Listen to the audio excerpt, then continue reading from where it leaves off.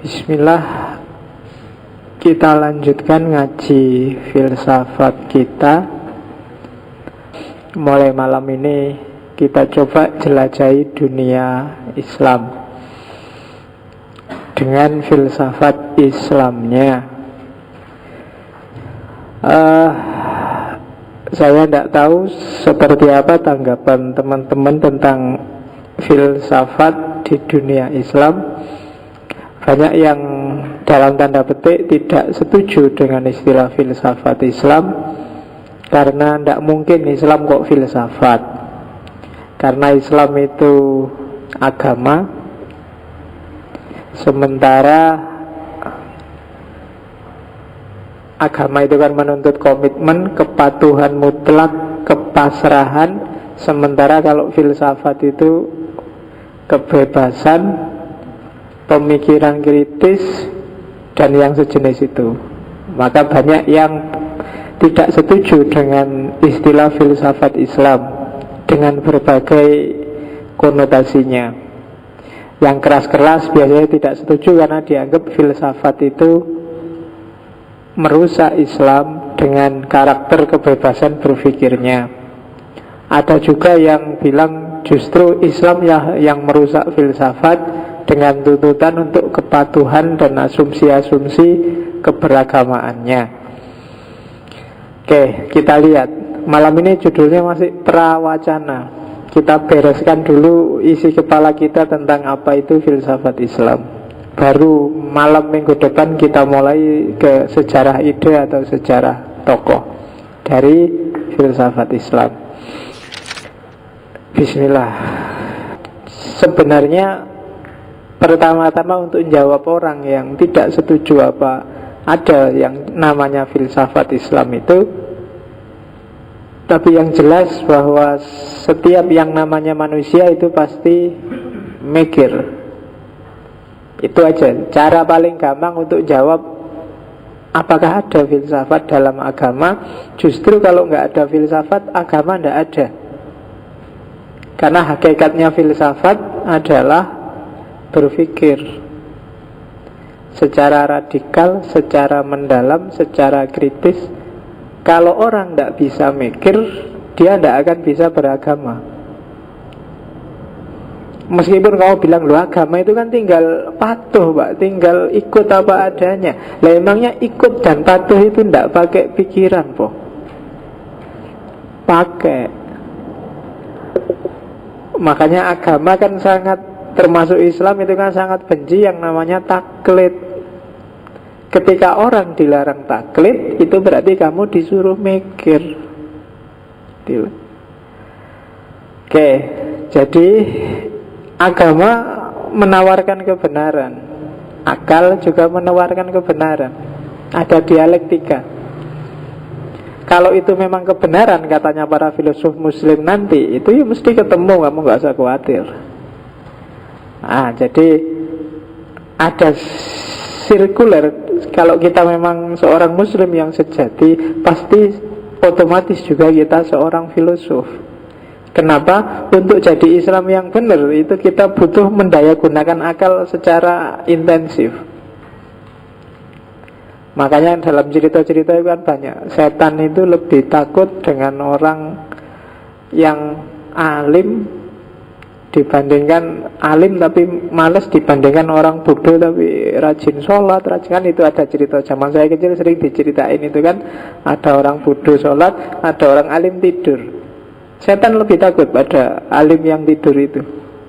Itu sebenarnya cerita-cerita banyak kayak gini. Kalau teman-teman dulu di kampung kan sering dikasih cerita-cerita seperti ini. Itu menunjukkan bahwa sebenarnya Islam dan agama itu sangat menghargai intelektualitas, sangat menghargai akal, sangat menghargai rasio. Makanya di antara ciri orang yang layak diangkat jadi nabi dalam sejarah, dia harus punya karakter yang namanya fatonah. Fatonah, cerdas. Kalau nggak cerdas berarti dia tidak layak jadi nabi, tidak bisa mikir. Nabi harus pinter. Oke ya. Nah, ini sepanjang sejarah ada paling tidak, sebenarnya ada 5, cuma bagi saya yang 4 sama 5 tak jadiin satu di yang terakhir itu. Jadi tipe hubungan. Jadi apa yang terjadi kalau filsafat dipertemukan dengan agama, termasuk dengan Islam. Jadi ada banyak wajahnya. Wajahnya tidak melulu dalam wujud Nietzsche atau dalam wujud Kierkegaard atau dalam wujud, tapi juga ada yang dalam wujud Iqbal, ada yang dalam wujud Mullah Sadra, dalam wujud Ghazali dan lain sebagainya. Ada jenis pertama, ya filsafat dalam tanda petik menjadi agama sendiri. Jadi filsafat jadi agama sendiri itu berarti filsafat mikir dewe, Tuhan itu yang seharusnya kayak gimana, Tuhan eskatologi, surga, neraka, ajaran, kekuasaan, kapasitas manusia tentang dan macam-macam alam semesta itu kan mikir dewe. Filosofnya tidak peduli dengan doktrin-doktrin agama. Nah, itu filsafat jenis pertama.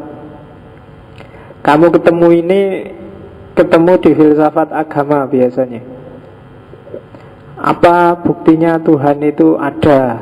Apa buktinya alam ini tergantung? Apakah kita bebas atau independen, apa terikat dan seterusnya. Itu filsafat jadi agama sendiri. Terserah agama bilang apa. Cuma yang jenis pertama ini ingin menjawab isu-isu agama tapi pakai akal saja, tidak peduli agama ngomong apa. Itu jenis pertama. Ya banyak, kayak kemarin misalnya kayak Nietzsche bilang, oh agama itu candu, agama itu mentalitas Buddha, agama itu mikir sendiri. Dan itu luar biasa. Zaman tahun berapa saya menerjemahkan buku yang judulnya God of Philosophers, diterjemahkan jadi Bertuhan ala Filosof, tahun 2002. Tulisannya Anthony Kenny. Dan itu luar biasa, wacana-wacana yang diangkat oleh para filosof untuk memahami isu-isu agama. Jarang orang berani masuk ke dunia itu karena agak tricky, orang sering bilang jangan belajar filsafat nanti kamu rusak loh. Biasanya ranah ini yang biasanya ditakuti untuk disentuh, karena memang begitu kamu masuk ke dalam, ya masa kayak gitu ya, masa itu mesti gitu. Kayak Agustinus, Thomas Aquinas, kalau dalam Islam mungkin Ibnu Rus dan kawan-kawan itu kan sering mengkonsepsi sendiri pakai akalnya.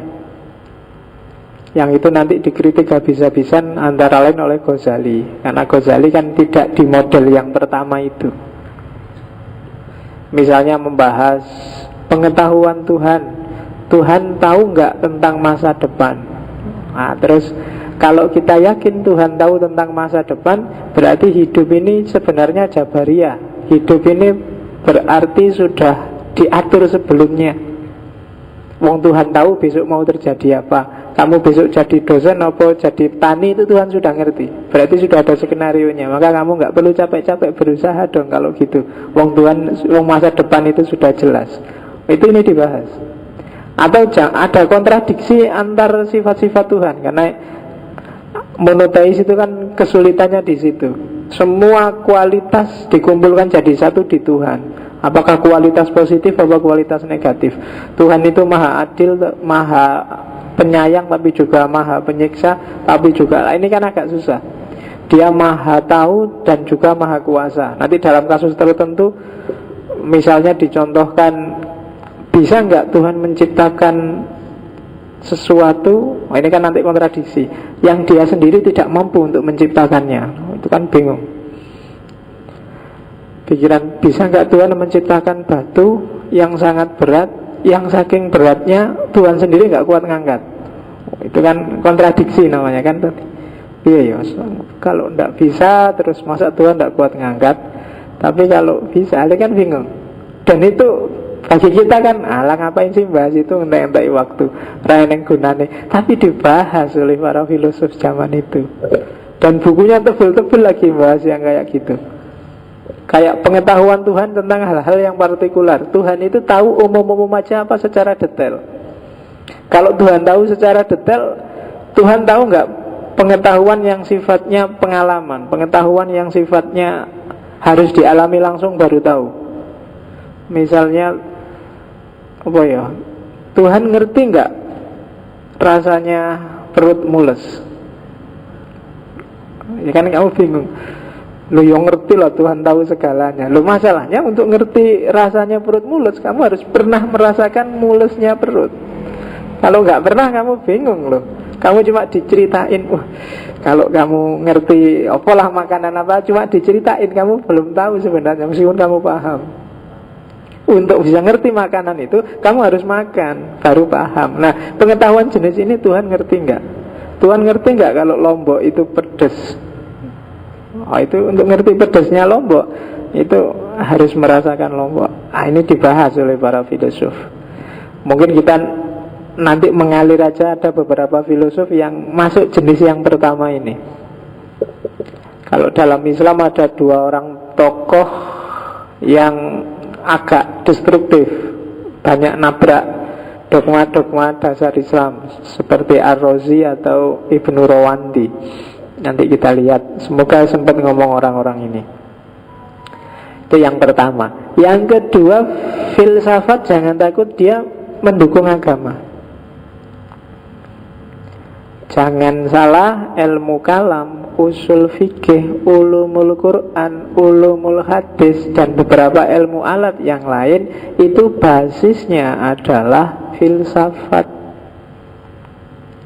Ketika Imam Ghazali Imam Syafi'i nulis Ar-Risalah, yang kemudian jadi basisnya usul fikih, yang kemudian jadi sumber orang untuk ijtihad merumuskan halal haram dalam Islam, itu basisnya adalah mantek, filsafat. Jadi dia mendukung agama. Perdebatan Mu'tazilah, Asy'ariyah, Sunni, Syiah yang debat luar biasa, itu kan debat yang pakai akal. Itu kan pertarungan antar pemahaman. Ya nama lainnya kan sebenarnya itu diskusi yang sifatnya filosofis. Jadi filsafat. Maka banyak orang yang anti filsafat, padahal mungkin dia sebenarnya filosof, tapi dia nggak sadar. Ghazali itu menghantam filsafat luar biasa dalam tahafut falasifah, padahal dia sendiri sebenarnya filosof. Sebelumnya dia nulis banyak sekali kitab-kitab filsafat. Jadi jangan khawatir, kamu belajar filsafat. Filsafat ada juga yang model kedua, filsafat itu mendukung agama. Ada model ketiga, model independensi, jadi sendiri-sendiri. Tidak apa-apa kamu belajar filsafat, tidak apa-apa, tidak akan ganggu agamamu, karena dua-duanya beda. Agama urusan keyakinan, filsafat urusannya akal. Masing-masing wilayahnya berbeda. Ditemuk-temukin juga bisa, tapi sebenarnya itu dua dunia yang berbeda. Pakai akal kamu memahami agama boleh, pakai agama kamu mau nyerang filsafat bisa. Cuma tidak ada gunanya, karena memang tidak kompatibel. Dua wilayah ini berbeda. Itu namanya paradigma independensi. Immanuel Kant misalnya, Immanuel Kant itu membahas agama panjang lebar, sampai terakhir dia tidak bisa ini dibahas terus. Satu-satunya jalan yang mungkin adalah beri ruang dalam dirimu untuk agama. Karena ternyata semua argumen rasional tentang dogma agama itu lemah. Nanti kalau kita sudah masuk tematik ke teologi, akan kita lihat coba. Hampir semua yang kamu bilang selama ini seolah-olah masuk akal, urusan agama itu sebenarnya ada kelemahannya. Ya karena memang akal. Kayak kamu bilang, oh alam ini teratur, berarti Tuhan memang ada. Atau ada sebab yang rentetan dan Tuhan itu sebab pertama. Atau banyak, dan semuanya ada kelemahannya. Maka katanya Immanuel kan, tidak daripada capek-capek, jangan ditemuk-temuk ke belajar filsafat, belajar tidak apa-apa. Kamu Islam, Islam aja nggak apa-apa. Itu dua wilayah yang berbeda. Nah, itu model yang ketiga. Kamu belajar Heidegger, belajar aja. Belajar Sartre, belajar aja. Dan nggak ganggu agama kan. Dan bisa kan, ternyata nggak ganggu. Wong ya kamu cuma sekedar tahu aja. Itu paradigma ketiga sebenarnya. Tidak otomatis belajar filsafat terus agamanya rusak, atau tidak otomatis filsafatmu jadi kacau gara-gara keterikatan dengan agama. Dua-duanya dua wilayah yang berbeda. Itu model ketiga. Model yang terakhir, filsafat untuk menjelaskan agama. Ini biasanya para peneliti. Para peneliti itu kan dengan senjata filsafat terus menganalisis fenomena-fenomena agama, dogma-dogma agama dari luar gelanggang. Nah, kalau ini sudah dari luar, model keempat. Jadi boleh kamu ambil model yang keempat. Saya ingin neliti gimana keberagamaan santri ngaji filsafat. Nah, itu kan dari luar. Aku di luar dengan senjata filsafat, kamu jadi objeknya yang tak analisis. Sejauh mana Tuhan menurut orang yang ngerti filsafat dan yang tidak ngerti filsafat. Sejauh mana itu dari luar. Itu jenis keempat. Jadi filsafat sebagai kacamata untuk menjelaskan bahasa agama, fenomena-fenomena agama. Kenapa sih kok ada tawuran antar sekte? Nah, terus kamu dari luar masuk, oh itu ada kayak gini, oh variabelnya ini dan seterusnya. Itu kan pakai filsafat. Mungkin pakai fenomenologi yang kemarin Husserl, kamu masuk untuk melihat kenapa agama Jawa itu beda dengan agama Arab misalnya. Nah, itu kan filsafat sebagai kacamata terhadap agama. Itu jenis yang keempat. Jadi apakah filsafat merusak agama atau sebaliknya agama menghalangi aktivitas filsafat? Bisa kamu lihat satu di antara empat itu. Tidak mesti begitu. Kadang-kadang filsafat jadi agama sendiri bisa. Kadang-kadang filsafat mendukung agama. Ya bisa juga memang independen, jalan sendiri-sendiri. Bisa filsafat jadi kacamata untuk melihat agama. Sebaliknya apa bisa? Agama jadi kacamata untuk melihat filsafat. Ya bisa saja, kan juga sering terjadi.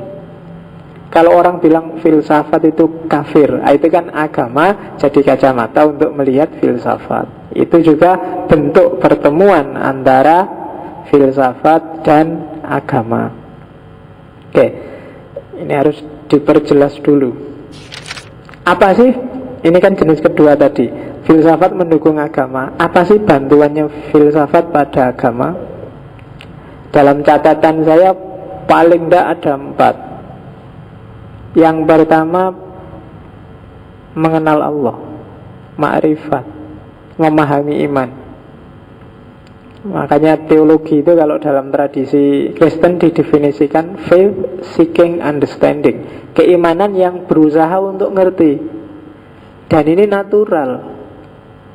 Orang itu tidak bisa disuruh wis percaya wae, itu tidak bisa. Meskipun dia diam, biasanya tetap tanya di kepalanya, kok gini ya, wis toh percaya wae, enak-enak kuliah neng UIN itu. Tetap kamu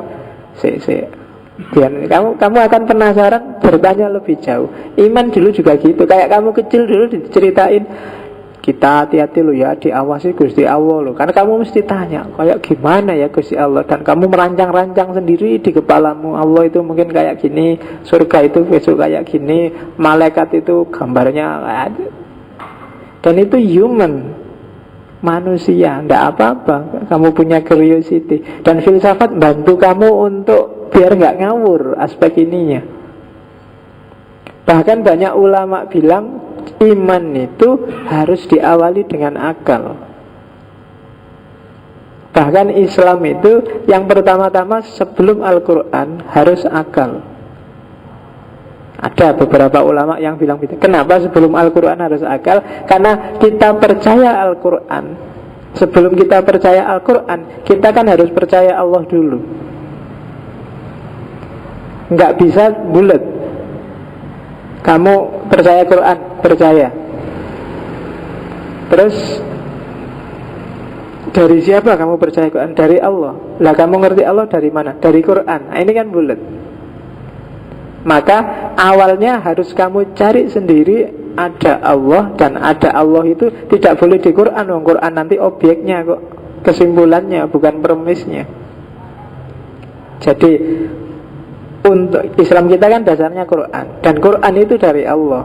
Maka kita tidak boleh tahu Allah dari Quran juga. Itu namanya tautologi kalau di logika. Maka harus percaya Allah dulu, dan Allah menurunkan Al-Quran terus kamu terima. Nah, dasarnya percaya Allah itu berarti satu-satunya alat yang kita punya tinggal akal.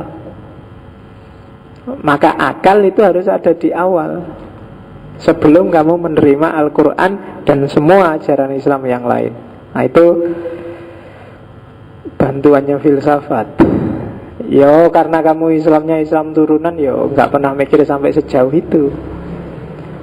Pokoknya wis percaya wae. Jadi orang masuk Islam itu kan percaya, pertama-tama dia harus percaya pada Allah dulu kan, baru Qur'annya yang berasal dari Allah. Maka sebelum yang pertama-tama kan harus ada basisnya, harus ada dasarnya, dan dasarnya itu berarti yo akal. Jadi orang yang akalnya tidak jalan, saya bilang tadi, yo Islamnya tidak akan bagus. Karena tidak karu-karuan mesti rentetan cara berpikirnya.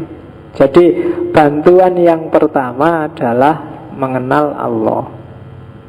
Bantuan filsafat yang kedua adalah menyelamatkan kita dari jebakan apa? Itu tak pikir jebakan pemikiran sendiri, jebakan pemikiran kelompok. Itu kan sering kita dijebak untuk tidak kritis. Wes Islam itu ya gini ini, kiaimu, ustadzmu itu kan sering menjebak kita untuk ini aja terima sudah selesai.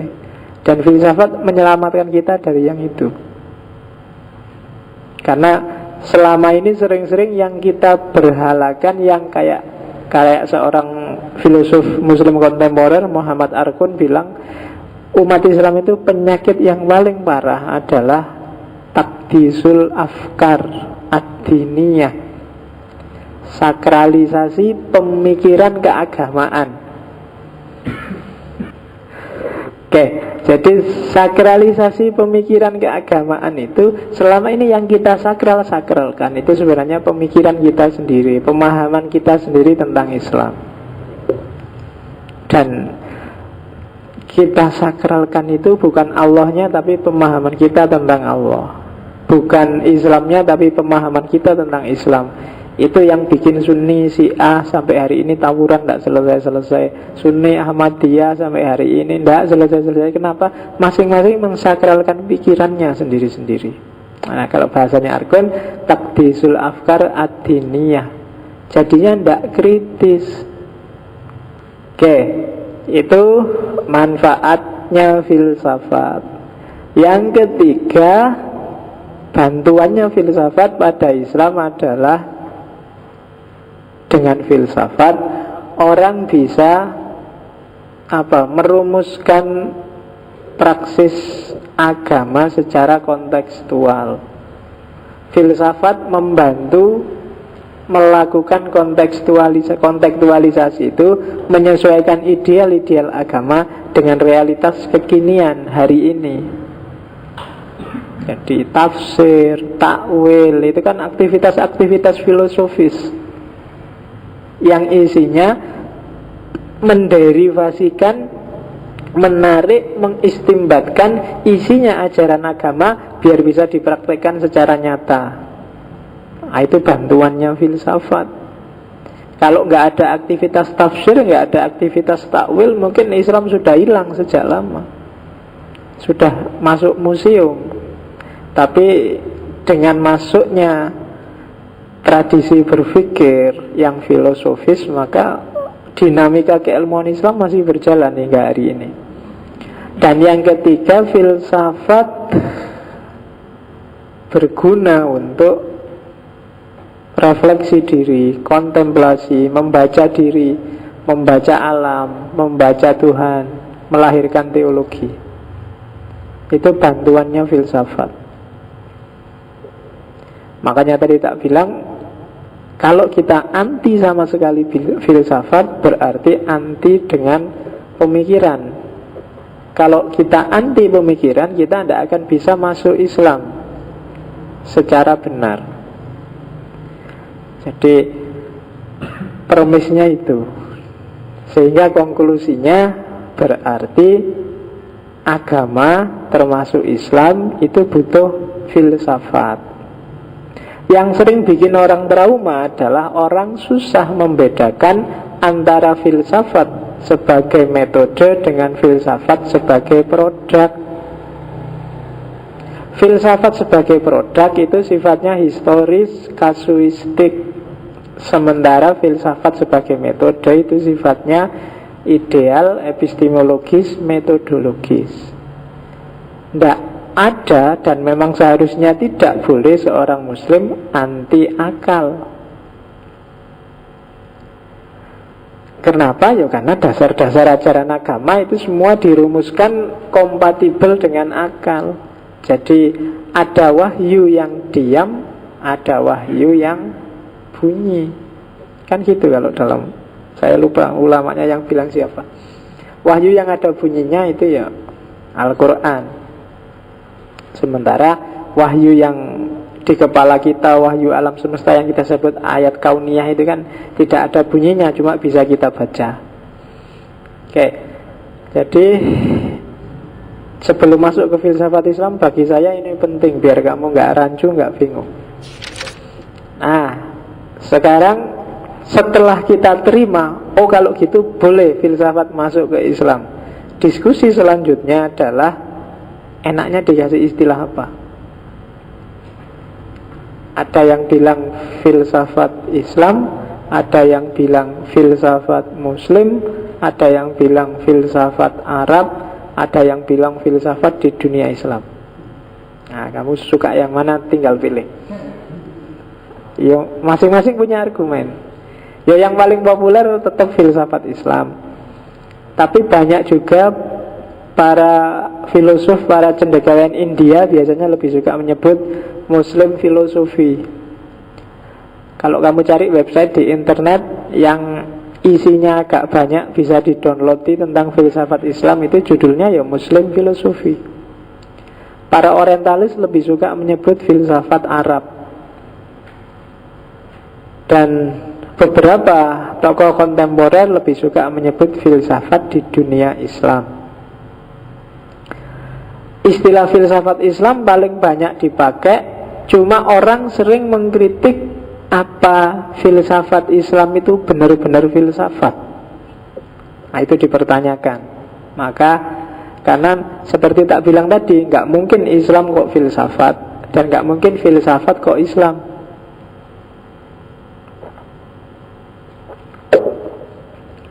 Makanya di Barat nggak populer istilah filsafat Kristen misalnya, nggak ada. Karena filsafat Kristen itu ya teologi itu, dan bukan filsafat. Nah, apa pas kalau gitu disebut filsafat Islam? Itu yang bikin orang, iya ya kalau gitu istilah apa ya yang pas. Muncul alternatif kedua, oh berarti jangan disebut karakter ajarannya, sebut aja pelakunya, filsafat Muslim. Karena para pelakunya adalah umat Islam, muslimin. Tapi terus ada keberatan juga, loh masa begitu?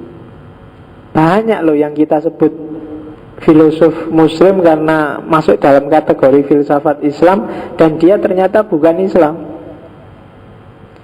Misalnya Maimonides, misalnya juga dia Yahudi. Ada juga Yahya bin Adi. Yahya bin Adi ini Kristen, tapi dia masuk dalam kajian filsafat Islam karena hidup di era dinasti Islam saat itu. Ada bahkan yang ateis, seperti tak sebut tadi Ibnu Rawandi, kemudian Ibnu Abu Isa Al-Warraq, kemudian Abu Zakaria Ar-Razi. Itu kayak agak ateis, agak anti-Islam. Tapi pikiran-pikirannya juga masuk dalam buku filsafat Islam. Ar-Razi itu kalau kamu lihat di buku-buku filsafat Islam hampir selalu dicantumkan namanya. Padahal kalau kamu baca pikiran-pikirannya Ar-Razi, wah luar biasa, agak menyerang Islam. Maka terus, apa iya filsafat Muslim? Terus ada ide ketiga, kalau gitu filsafat Arab. Wis nggak bisa dianu, ini kan kabeh wong Arab, Islam nggak Islam kan tapi Arab. Tapi terus ada kritik, loh kok Arab? Wong Islam itu menyebar kemana-mana, tidak cuma di Arab. Berarti nanti kalau ada Afrika, kalau ada Indonesia yang pintar filsafat, tidak bisa masuk dong. Bingung lagi. Udah lagi ini aja, filsafat di dunia Islam. Kan enak sudah kan. Lalu dunia Islam itu mana? Kalau dulu gampang, khilafah selesai, dinasti Abbasiyah selesai. Sekarang dunia Islam itu mana? Amerika itu muslimnya juga banyak, ya kan?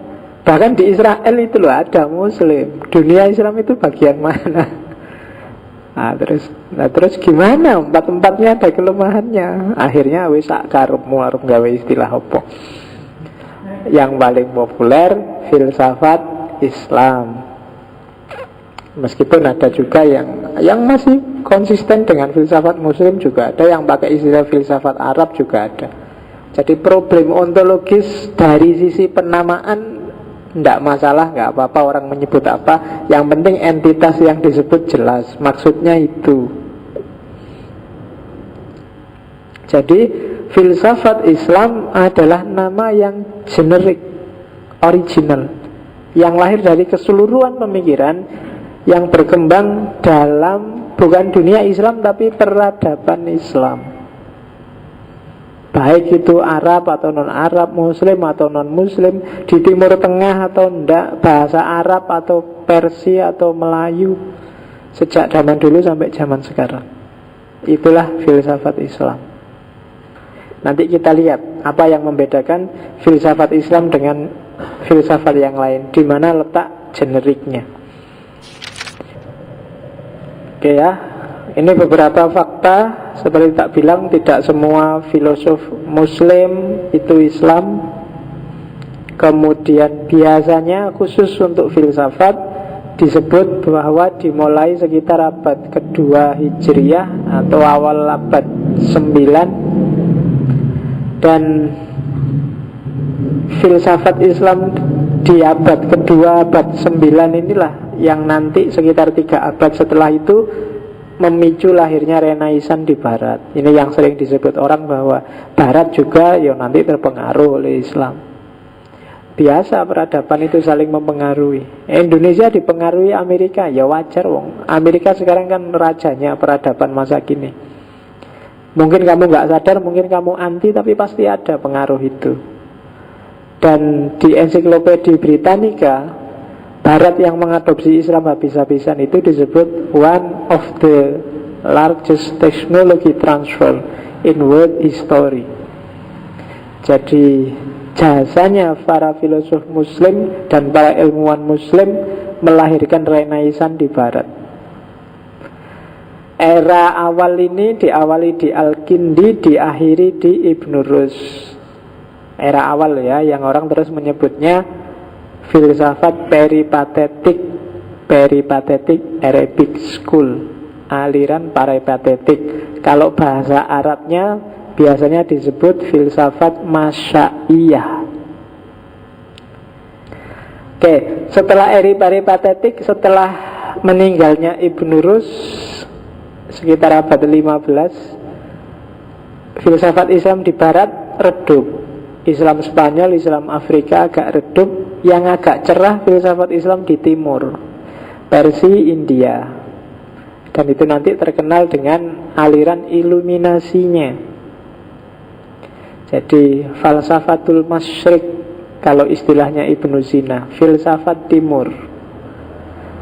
Makanya aliran-alirannya ada avesinisme, iluminasionisme, teosofi dan seterusnya. Itu gelombang kedua filsafat Islam. Setelah akhir era iluminasi ini, puncaknya adalah Mula Sadra, umat Islam padam. Padam dalam arti hampir seluruh dunia Islam kemudian dijajah oleh Barat. Nah, ketika umat Islam dijajah Barat ini, ya bukan berarti terus mati tradisi intelektualnya. Tradisi intelektualnya mengambil wajah yang agak berbeda, yaitu wajah pembaharu, modernis. Tokoh-tokoh seperti Abduh Jamaluddin Afghani, Muhammad Iqbal, dan kawan-kawan. Itu gelombang ketiga di dunia filsafat Islam.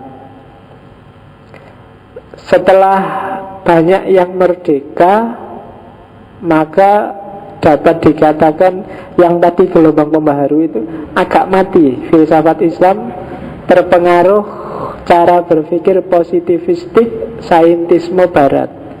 Konsentrasi hampir seluruh dunia Islam sekitar abad 19, 20, 21 hari ini termasuk di Indonesia adalah konsentrasi dengan model positivisme saintisme. Konsentrasi ke ilmu-ilmu, spesialisasi, biologi, fisika, matematika, yang agama juga fikih, jadi spesialisasi, keluar dari mainstream tradisi filsafat model-model klasik. Nah, jadi karena hanya dalam tanda petik ikut Barat, maka semacam padam juga di era-era modern. Baru belakangan ada kesadaran baru, ada gelombang baru seiring kalau di Barat munculnya postmodernisme.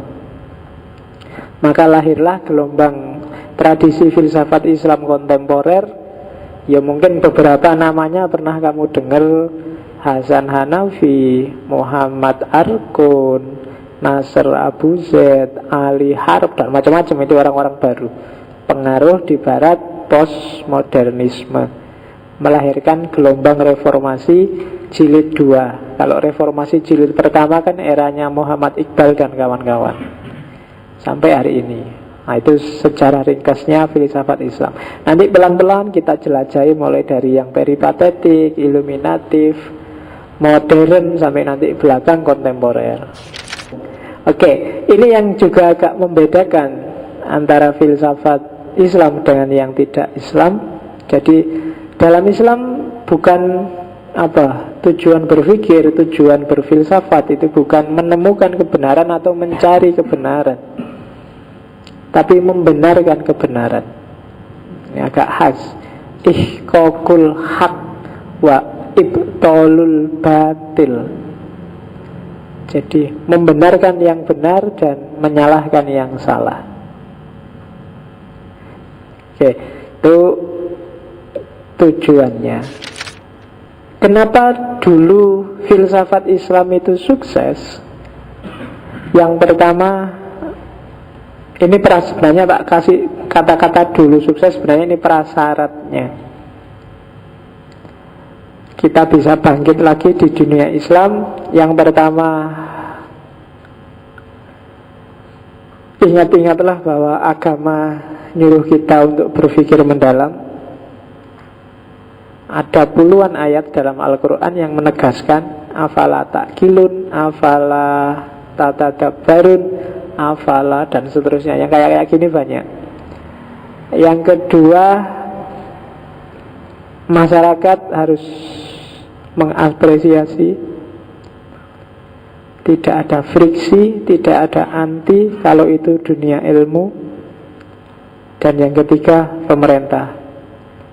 Jadi umat Islam bisa bangkit lagi seperti dulu, peradaban intelektualnya ke era keemasan lagi. Yang pertama, kalau ada kesadaran saintifik, kesadaran rasional, kesadaran filosofis. Yang ketiga, kalau lingkungan masyarakatnya mendukung peradaban ilmiah. Kalau enggak akan jalan tetap. Kalau masyarakatnya pragmatis, ekonomis, enggak akan bisa lahir. Dan yang ketiga, pemerintahnya mendukung. Prasyaratnya dan dulu terpenuhi semua, khususnya zaman Abbasiyah Al-Ma'mun.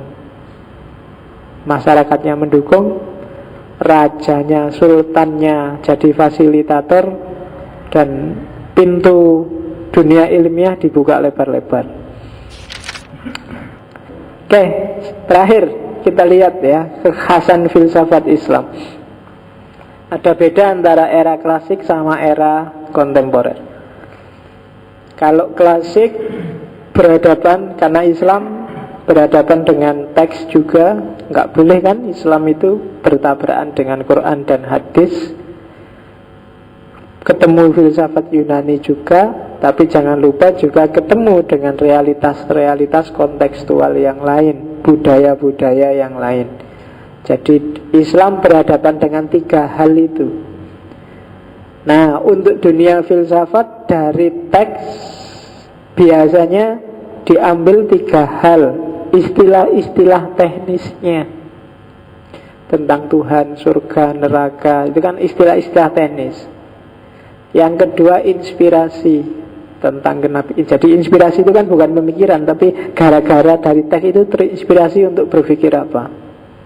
Itu inspirasi. Dan yang ketiga konfirmasi. Konfirmasi ini terakhir. Kalau filosofnya sudah menemukan teori, terus di cross check ke Quran, ke hadis, no kan bener kan, tidak bertentangan, itu konfirmasi. Sementara dari Yunani, ini karena era klasik, yang terjadi penerjemahan besar-besaran.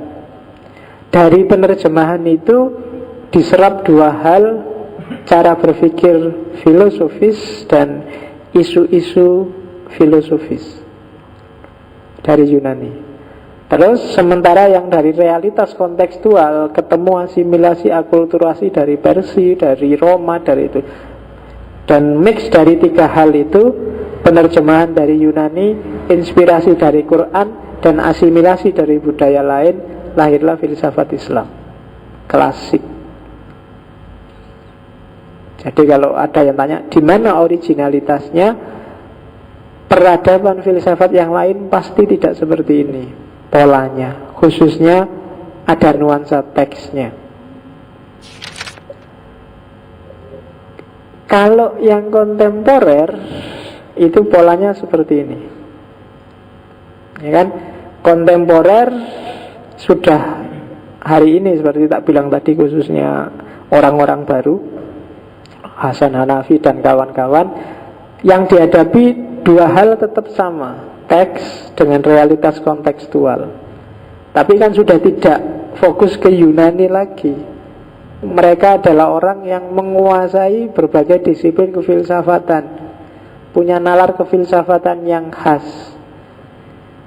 Nah, dari situ nanti, dari kemampuan kefilsafatan mereka, biasanya dari filsafat jadi metodologi, jadi kacamatanya.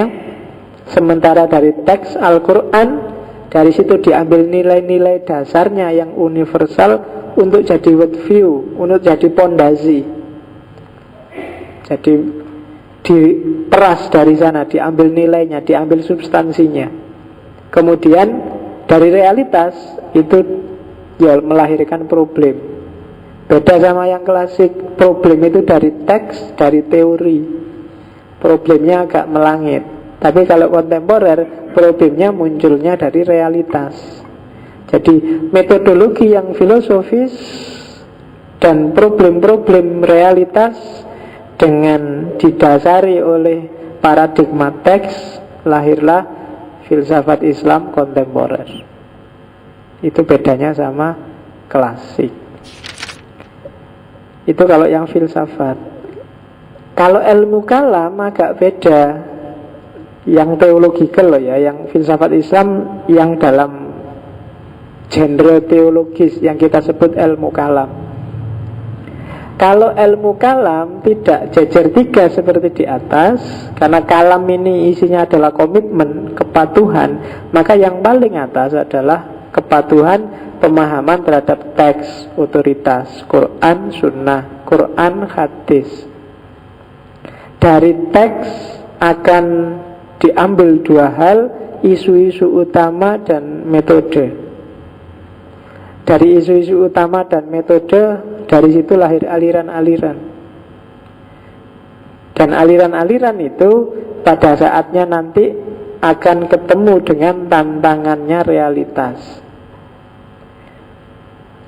Garis kiri dan kanan itu, kalau ilmu kalam klasik, tantangan realitas itu harus dinaikkan lagi ke atas, dicari jawabannya dalam teks.